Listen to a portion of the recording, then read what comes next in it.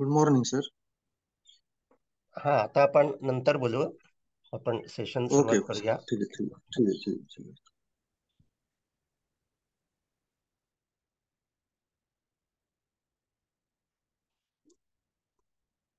आपण ध्यानाचा सराव करतो.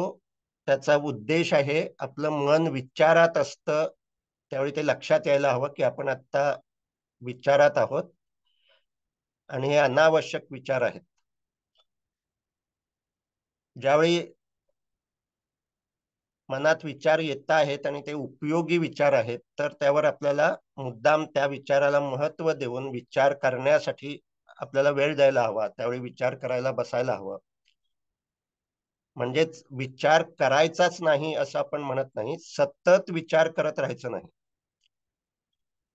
जसं सतत मोबाईलवर राहणं हे व्यसन आहे, तसंच सतत विचार करत राहणं हे देखील व्यसन आहे, चुकीची सवय आहे. ती आपल्याला बदलायची आहे. जसं आपण काही वेळ मोबाईल बाजूला ठेवू शकतो, तसंच विचार करत राहणं आपण बाजूला ठेवू शकतो. हे आधी पटायला हवं. हे आवश्यक आहे, हे पटायला हवं. पण हे पटलं तरी प्रत्यक्षात लगेच जमत नाही. मोबाईल बाजूला ठेवणं हे सोपं असतं, विचार करणं थांबवणं सोपं नसतं. त्यासाठी सराव करणं आवश्यक असतं. तो सराव आपण ऑडिओ ऐकून करतो आहोत. आता तो सराव जो करतो आहोत त्यामध्ये विचार करणं थांबवायचं असेल तर वर्तमानात लक्ष द्यायचं.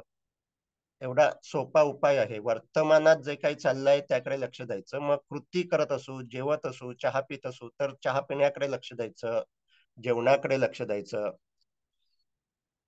कृती करत नसू तर आजूबाजूला कोणते आवाज येत आहेत, समोर काय दिसत आहे त्याकडे लक्ष द्यायचं. म्हणजे वर्तमान क्षणात ज्ञानेंद्रिय आपल्याला माहिती देत असतात त्याकडे लक्ष द्यायचं. आता हे त्रासदायक विचार नसतात, त्या वेळासाठी आहे. आपण उगाच विचारात राहत असतो. ते कमी करण्यासाठी वर्तमान क्षणात लक्ष द्यायचं. पण ज्यावेळी त्रासदायक विचार असतात, मनात विचार येतात आणि ते चिंता निर्माण करतात, उदासी निर्माण करतात, भीती निर्माण करतात, राग निर्माण करतात, तर त्यावेळी शरीराकडे लक्ष द्यायचं. त्यावेळी बाहेरच्या आवाजांकडे लक्ष द्यायचं नाही. ज्यावेळी त्रासदायक विचार नसतील त्यावेळी बाह्य आवाजांकडे लक्ष द्यायचं. पण ज्यावेळी मन अस्वस्थ आहे असं लक्षात येत असेल त्यावेळी त्या अस्वस्थतेमुळे शरीरात बदल होतच असतात, आपल्याला ते समजत नसतात कारण आपण शरीराकडे लक्ष देत नसतो. त्यासाठी बॉडी स्कॅनचा सराव अधिकाधिक करायचा. बॉडी स्कॅनचा सराव केला की शरीरात होणारे बदल समजू लागतात. आता त्याकडे लक्ष द्यायचं आणि जे काही शरीरात होत आहे त्याचा स्वीकार करायचा. म्हणजेच हे नको असा विचार करायचा नाही. शरीराकडे लक्ष दिलं की शरीरात जे काही जाणवत आहे ते अधिक तीव्र होऊ शकतं. छातीत अधिक जळजळ वाटू शकते, धडधड वाढवू शकते, पोटात गोळा येतोय हे जाणवू शकतं. आता हे जे काही जाणवणं आहे हे चांगलं आहे, हे होतच असतं. आपण शरीराकडे लक्ष देत नसतो म्हणून ते समजत नसतं. आता ते समजतं आहे, त्याचा काही वेळ तरी स्वीकार करत राहायचा. अन्यथा ते जे शरीरात बदल होत असतात, आपला भावनिक मेंदू त्याला प्रतिक्रिया करत राहतो आणि आपली ती भावना अधिक काळ राहते, अधिक तीव्र होते आणि ती पुन्हा पुन्हा भावना निर्माण होते. हे टाळण्यासाठी, हे कमी करण्यासाठी आपण हा सर्व सराव करतो. आता ज्यावेळी असं मन अस्वस्थ असतं त्यावेळी काही वेळा मनात विचार कोणते आहेत हे देखील समजत नसतं. म्हणजेच विचार हे अमूर्त असतात, ऍबस्ट्रॅक्ट असतात.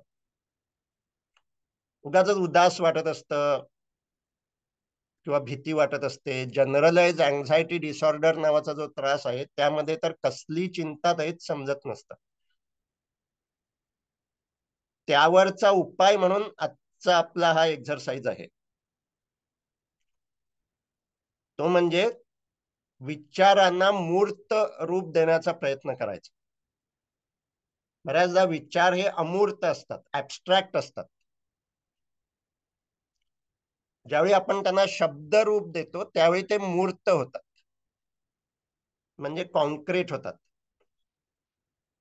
आणि त्यामुळे एक्सप्रेसिव्ह रायटिंग असा जो थेरपीचा एक प्रकार आहे, त्याचा एक उद्देश हा ऍबस्ट्रॅक्ट थॉट्स ना कॉन्क्रीट थॉट मध्ये परावर्तित करणं असं आहे. आणि त्यामुळे आपण आज पुन्हा हा एक्सरसाइज करणार आहोत. ज्यावेळी तुम्ही ध्यानाला बसता किंवा इतर वेळी देखील ज्या विचारात तुमचं मन अधिक जातं, ते विचार, कोणत्या विचारात मन जातं ते आठवायचं. म्हणजे कोणत्या चिंता आपल्याला आहेत, स्वतःच्या प्रकृतीची आहे की मुलाविषयीची आहे की जोडीदाराविषयीची आहे की संपत्तीविषयीची आहे. जी काही चिंता आहे ती आठवायची आत्ता, आणि ते लिहायचे, ते विचार मांडायचे. असं तुम्ही लिहू लागलात की तुमच्या असं लक्षात येईल की विचार खूप वेगानं येत आहेत, तेवढ्या वेगानं आपण लिहू शकत नाही आहोत. हे विचार वेगानं येणं म्हणजेच ते ऍबस्ट्रॅक्ट स्वरूपात असतात, खूप गतीनं येत असतात. आता ज्यावेळी तुम्ही त्याला शब्दात मांडता त्यावेळी तुम्ही त्यांना मूर्त रूप देत असता. तर आता आपण जो एक्सरसाइज करणार आहोत त्यामधला पहिला पर्याय हा आहे की ज्यांना विशेषतः चिंता असते, ती कसली चिंता आहे ती शब्दात मांडायची. दुसरा पर्याय असा आहे की काही वेळा आपण काही ना काही असा प्रसंग आपल्यावर ओढवलेला असतो की जो त्रासदायक असतो, आणि तो अजून आठवला तरी देखील पुन्हा अस्वस्थता येते. म्हणून आपण शक्यतो ते आठवत नाही, तो प्रसंग दडपण्याचा प्रयत्न करत असतो, पण तरी देखील अधूनमधून तो प्रसंग आठवत असतो. आत्ता जर असा प्रसंग आठवत असेल, असा एखादा प्रसंग की जो आपण विसरण्याचा प्रयत्न करतो आहोत पण तो विसरला जात नाही आहे, तो विसरला जात नाही याचं कारण त्याची आठवण आपल्या शरीर मनात, आपल्या मेंदूत राहिलेली आहे. तर तो प्रसंग लिहायला लागायचा, आणि तो प्रसंग लिहिताना आपल्या मनात भावना निर्माण होतात, किंवा तो प्रसंग घडलेला असतो त्यावेळी आपल्या मनात भावना निर्माण होतात, झालेल्या असतात.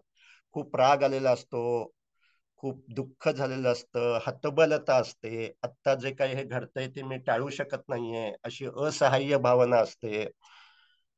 त्या ज्या सगळ्या भावना आहेत त्या शब्दात आता मांडायच्या, भावनेला नव शब्द द्यायचा. मला खूप असहाय्य वाटतं, किंवा त्यावेळी असहाय्य वाटत होतं, खूप राग येत होता.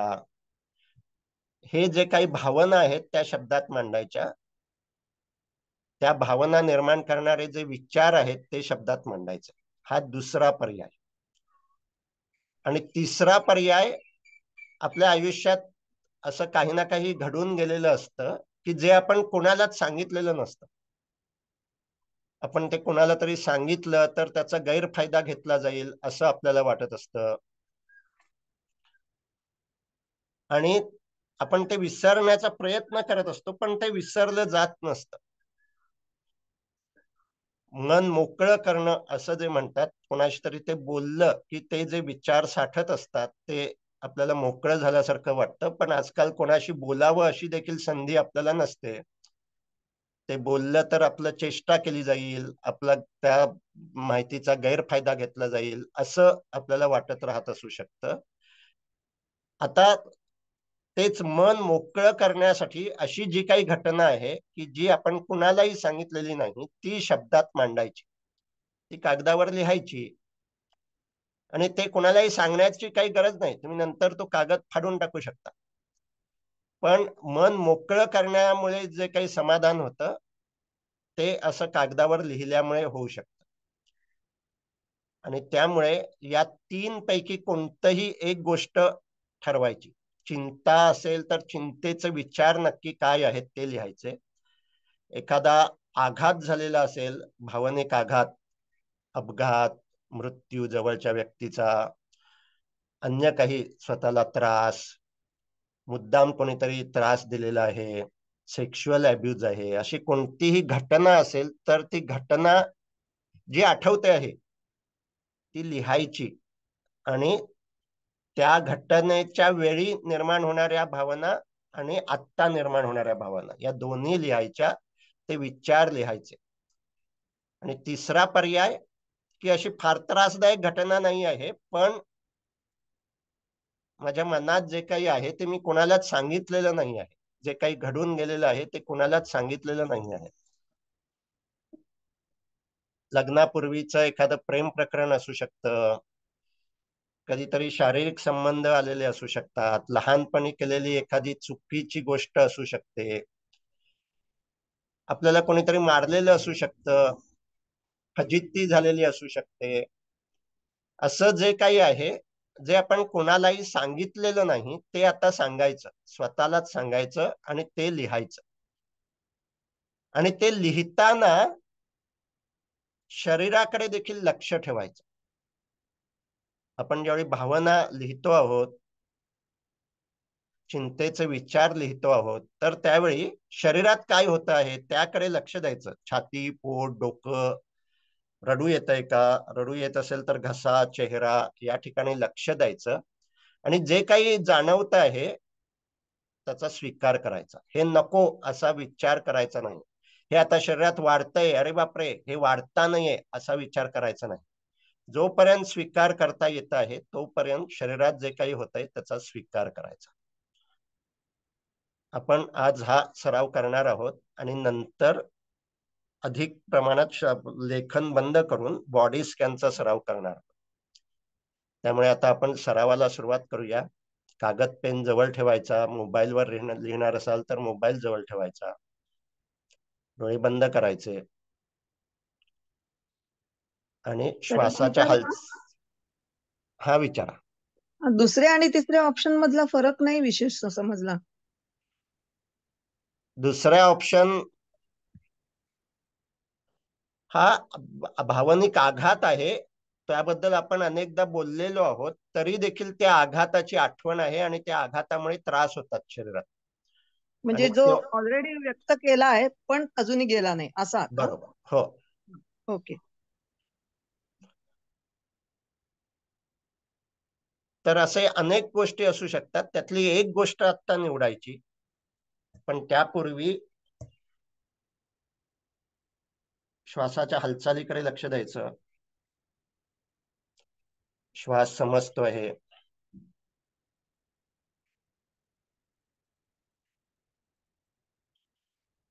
श्वास ही देखील शरीरातली एक घटना आहे, एक संवेदना आहे. आपण श्वासाच्या हालचालीकडे लक्ष देतो त्यावेळी छातीपोटाकडे लक्ष देतो. आता छातीपोटात अन्य काही जाणवतंय का, श्वासाखेरीज अन्य काही जाणवतंय का त्याकडे लक्ष द्यायचं.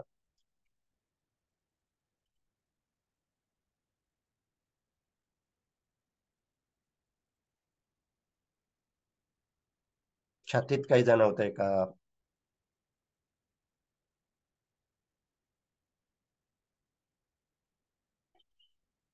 असं जाणवलं तर त्यावर हे नको असा विचार करायचा नाही, प्रतिक्रिया करायची नाही. पोटात काही जाणवतंय का त्याकडे लक्ष द्यायचं.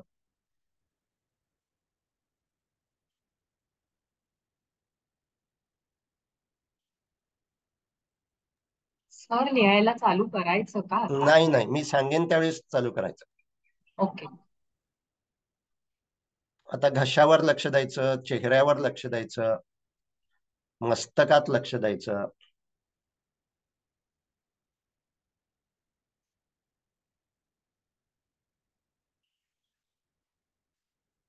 आता मस्तकापासून तळपायापर्यंत पूर्ण शरीराचं भान ठेवायचं. आता शरीर कसं आहे,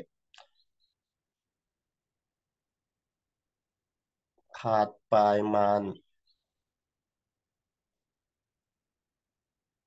आणि शरीरात जे काही होत आहे, शरीराची स्थिती, शरीरात होणारे बदल हे समजत आहे.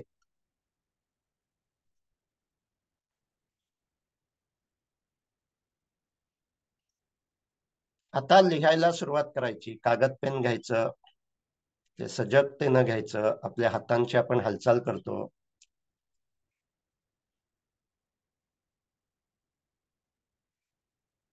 आणि आपण जे 3 पर्याय पाहिले त्यातला एक पर्याय निवडायचा आणि त्यावर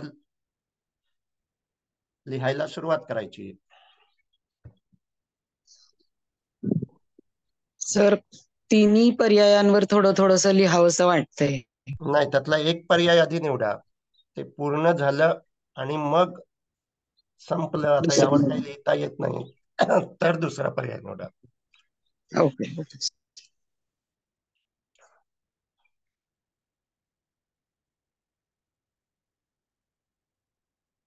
चिंतेचे विचार असतील तर कोणत्या चिंता नक्की आपल्याला जाणवतात त्या शब्दात मांडायच्या.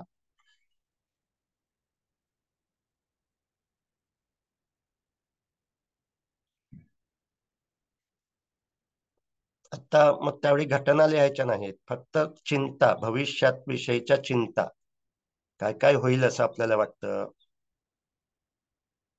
कसली कसली भीती वाटते. आणि एखादा प्रसंग पण लिहू शकता ना आपण? हो, लिहू शकतो. अशा चिंता निर्माण करणारा एखादा प्रसंग असेल तर तो लिहायचा आणि त्यामुळे मनात जे विचार येतात, भावना येतात त्या लिहायच्या.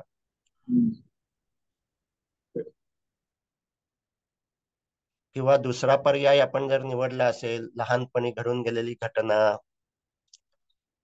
भूतकाळात घडून गेलेली घटना आणि त्याचा इम्पॅक्ट अजून आहे, त्याचा प्रभाव आहे.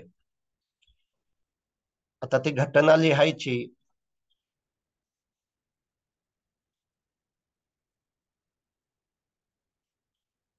चार पाच वाक्य घटनेविषयी लिहून झाली की भावना आणि विचार लिहायला लागायचे.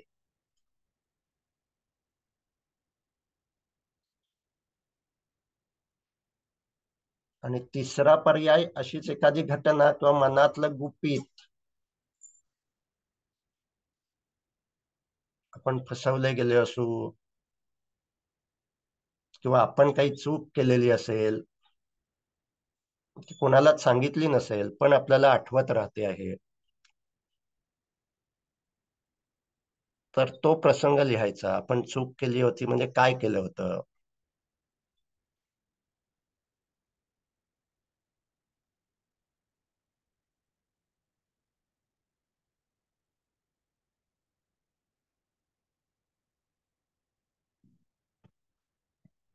हे लिहायचं आणि असं लिहू लागल्यावर शरीरात काय बदल होत आहेत त्याकडे देखील लक्ष ठेवायचं.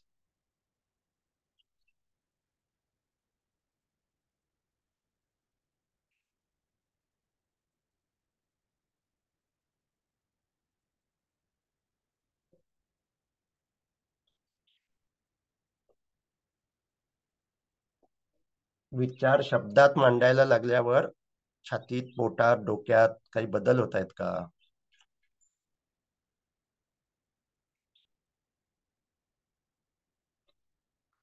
म्हणजे शरीराचं भान ठेवायचं आणि लिहित राहायचं.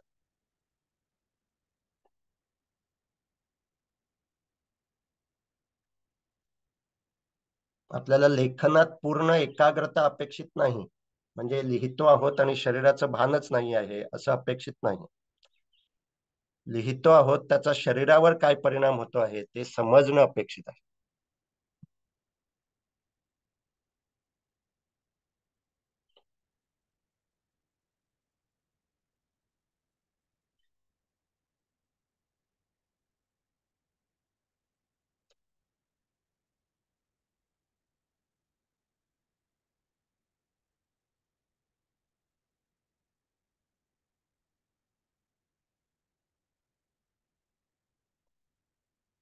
आपल्या विचारांना मूर्त रूप द्यायचं, शब्द स्वरूप द्यायचं.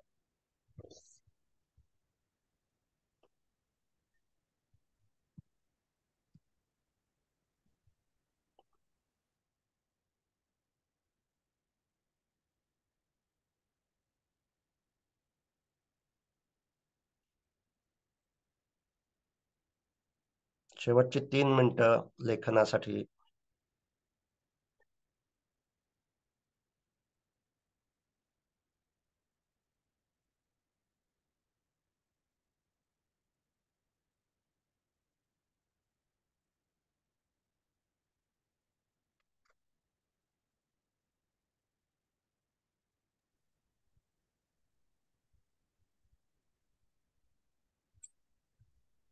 आपण जे लिहू ते वाक्य पूर्ण लिहायचं, पण मनात जे काही येत आहे ते मांडण्याचा प्रयत्न करायचा.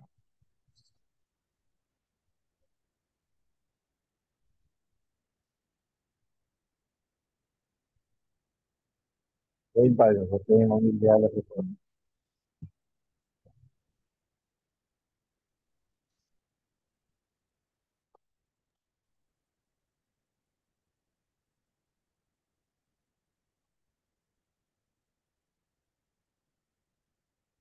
आता हळूहळू लेखन संपवत यायचं.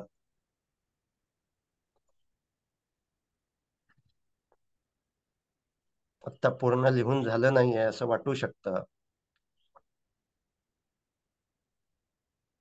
पण लिहित राहणं हे आपला उद्देश नाही आहे. त्यामुळे शरीरात जे काही बदल होतात ते समजणं हा उद्देश आहे. 10 मिनिटात लिहून होत नाहीये असं झालं तर उद्या 15 मिनिटं त्यासाठी वेळ द्यायचा आणि पुन्हा हेच लिहायचं.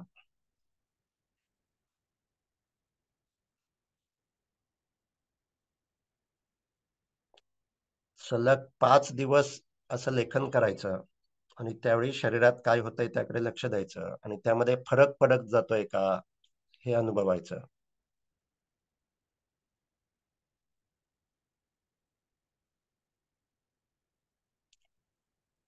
आता लेखन थांबवायचं, कागद पेन बाजूला ठेवायचा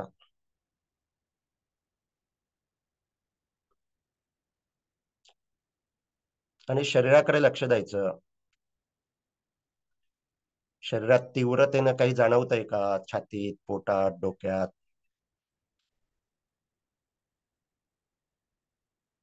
मनात अजूनही विचार येत राहतील, आता त्यावर विचार करणं थांबवायचं.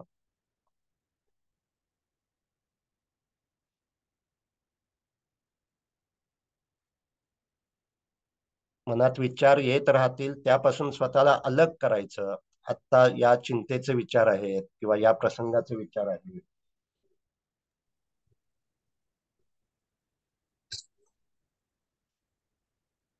हे भान ठेवायचं, पण त्यावर विचार करायचा नाही. शरीराकडे लक्ष देत राहायचं.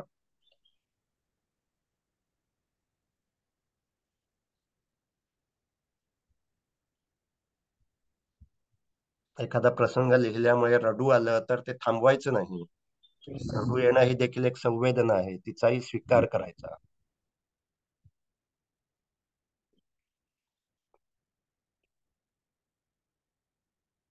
शरीरात ताकद राहिली नाही असं वाटू शकतं, ती देखील एक संवेदना आहे. उदासी या भावनेमुळे शरीरात ताकद नाही असं वाटतं, शरीरातली शक्ती गळून गेल्यासारखं वाटतं, तिचाही स्वीकार करायचा.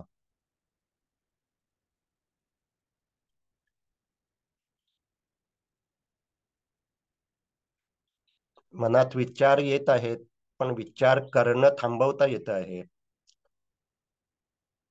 म्हणजेच विचारापासून अलग होता येत आहे, डिफ्यूज होता येत आहे.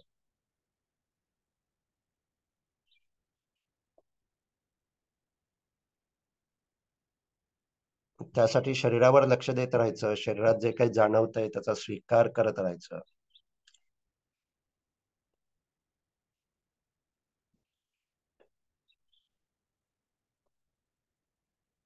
बाहेरचा माझा आवाज ऐकू येतो आहे, शरीरात काय होतंय ते समजत आहे आणि मनात काय होतंय ते समजत आहे. यालाच पूर्ण भान असं म्हणतात. हे हळूहळू सरावानं विकसित होतं. परिसरात काय होतंय, शरीरात काय होतंय आणि मनात काय होतंय हे एकाच वेळी जाणवत राहू शकतं. हे पूर्ण भान आपल्याला विकसित करायचं आहे.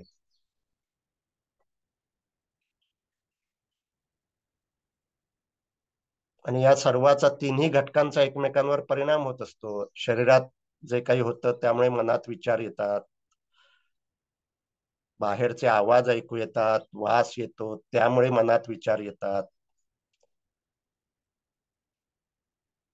मनात विचार येतात आणि शरीरात बदल होतात. परिसर, शरीर आणि मन यांचा एकमेकांवर कसा परिणाम होतो हे अनुभवायचं आहे आणि हे त्याचा स्वीकार करायचा आहे, म्हणजे साक्षी भावानं अनुभवायचं आहे. आता कशातही बदल करण्याचा प्रयत्न करायचा नाही.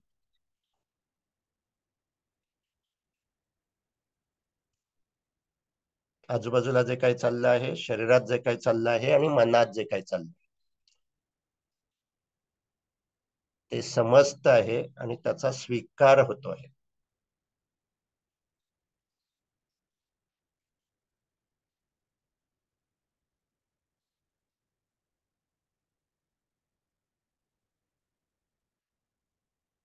म्हणजेच पूर्ण भान आणि स्वीकार म्हणजे साक्षी ध्यान.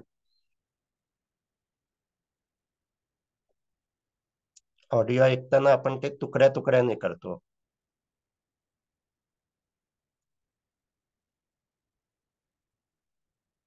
शरीराकडे लक्ष देतो, बॉडी स्कॅन करतो आणि स्वीकार करतो. नोंदचा सराव करतो म्हणजे मनाकडे लक्ष देतो. व्हील ऑफ अवेअरनेस म्हणजे परिसराकडे लक्ष देतो.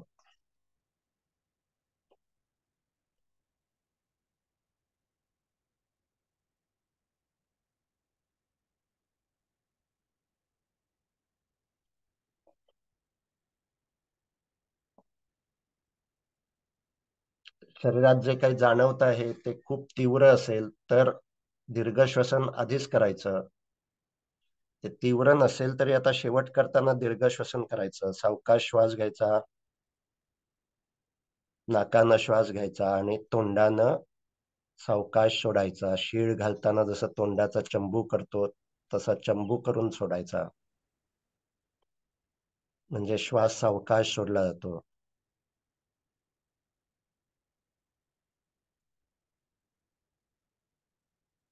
पुन्हा नाकानं श्वास घ्यायचा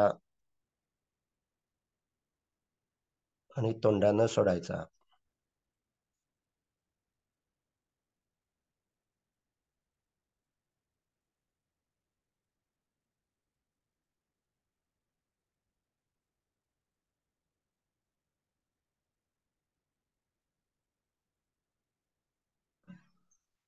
आता आपल्याला करुणा ध्यानाचा सराव करायचा आहे. शरीरामध्ये कुठेही ताण आला असेल, वेदना होत असेल तर शरीराची थोडी हालचाल करायची. आणि साक्षी ध्यानाचा सराव करताना आपण कोणताही विचार करत नाही. आता मुद्दामहून विचार करायचे, ते सकारात्मक विचार करायचे.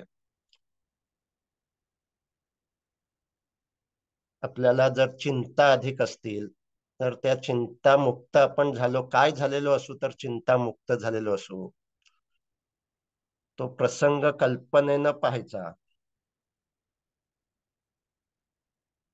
म्हणजे शरीराच्या आजाराच्या चिंता असतील तर शरीर निरोगी झालेलं आहे.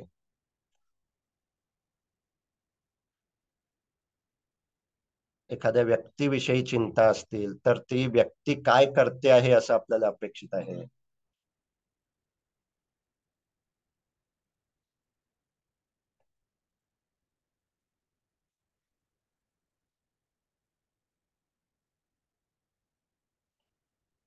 आपल्याला भविष्यात काय होणं अपेक्षित आहे.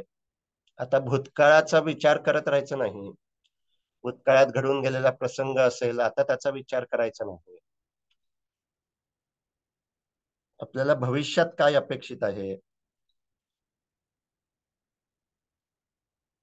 काय असेल तर आपण कमी वेळ उदास राहू. तो प्रसंग जणू काही घडला आहे, ते जे काही भविष्य आहे ते प्रत्यक्षात येत आहे अशी कल्पना करायची.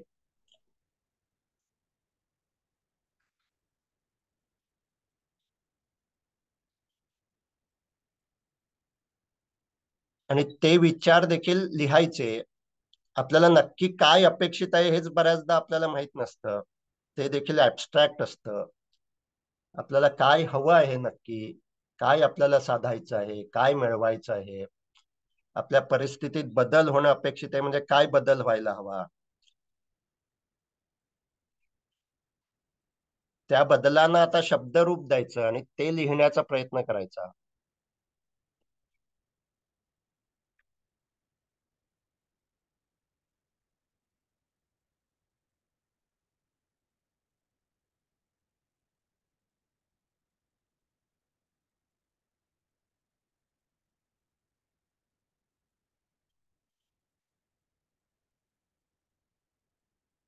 आता ते लेखन थांबवायचं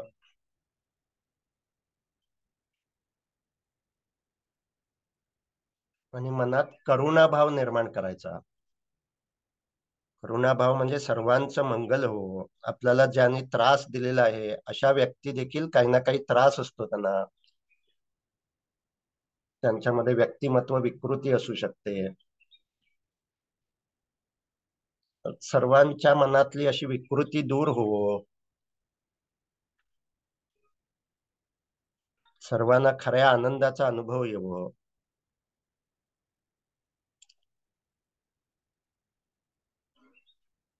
सर्वांना त्यांचं त्यांचं जे स्किल आहे, त्यांचा जो स्वधर्म आहे तो समजू दे. विश्व स्वधर्म सूर्ये पाहो. जो जे वांछील तो ते लाहो.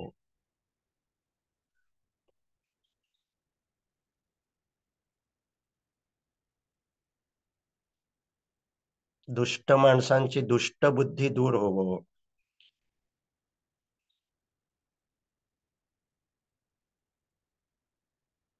त्यांना देखील आंतरिक शांती आनंद याचा अनुभव येवो.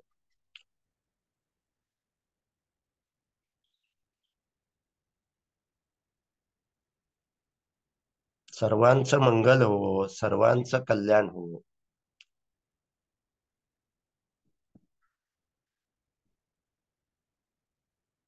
असा भाव मनात असेल त्यावेळी आपल्या शरीरात देखील बदल होतात. ते बदल देखील जाणायचे.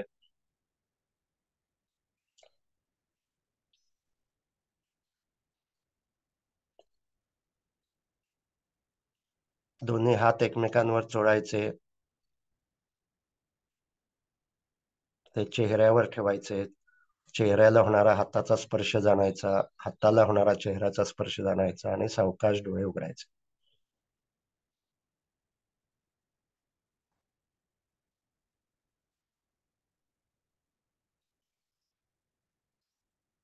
धन्यवाद. आपला सराव संपला आहे. आता कुणाला काही प्रश्न